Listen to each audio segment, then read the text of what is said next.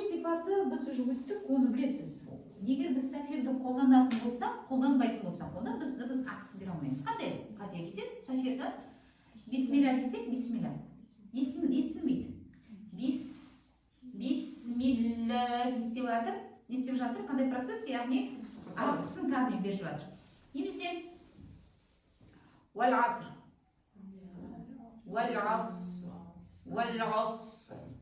Не болып жатыр?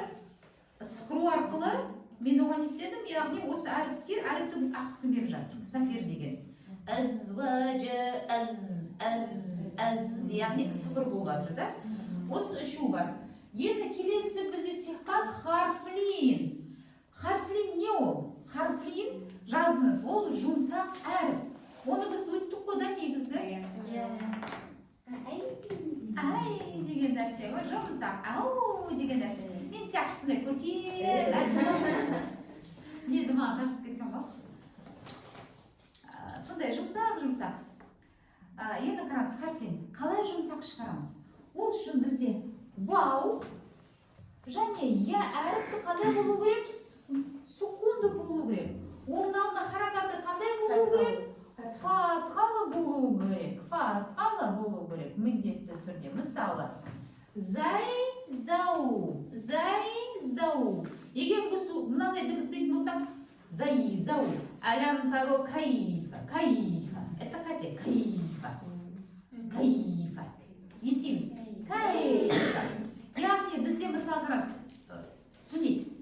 Яның махражы тілдің ортасын, таңдайдың ортасын тигізу арқылы. Ол кезде біз ақысын береміз кәдімгі. Прям тілді сеземіз. Не ол қате. Қате. Мен тілді қолданып жатқан жоқпын мұндай. Мен тамақты қолданып жатырмын. Оның ақысы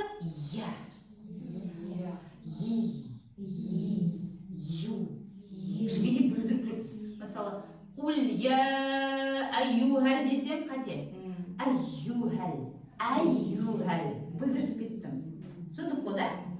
Енді қараңыз. Мысалы, ияка нағбуду. Ол тамақ. Ияка нағбуду. Жоқ, ияка.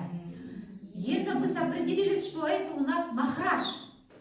А енді харфлин не дейді? Ол жұмсақ.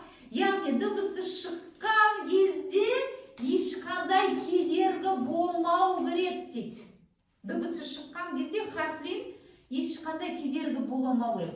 А енді біз егер де махражды ұстап қалсақ харфлинді, әлем тару кай дейікші. Кедергі болып жатыр ма тіл?